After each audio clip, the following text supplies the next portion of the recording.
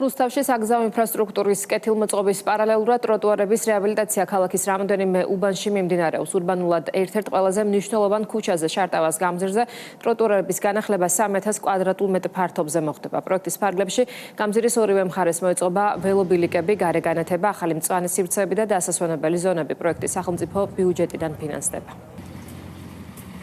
რუსთავში განსაკუთრებული პროექტები ხორციელდება ცენტრალური ხელისუფლების მხარდაჭერით. ერთ-ერთი მნიშვნელოვანი პროექტია ცენტრალურ ქუჩაზე ბულვარის მოწყობა, სადაც სამუშაოები აქტიურ ფაზაშია. ეს პროექტი მოაწესრიგებს საფეხმავლო ნაწილს, ასევე გაჩნდება ახალი მწვანე სივრცეები, ძალიან დატვირთულია ურბანულად, მაღალი განაშენიანება, ძალიან ბევრი ადამიანი გადაადგილდება ყოველდღე და რა თქმა უნდა, ჩვენთვის პრიორიტეტი იყო ამ მონაკვეთის მოწესრიგება.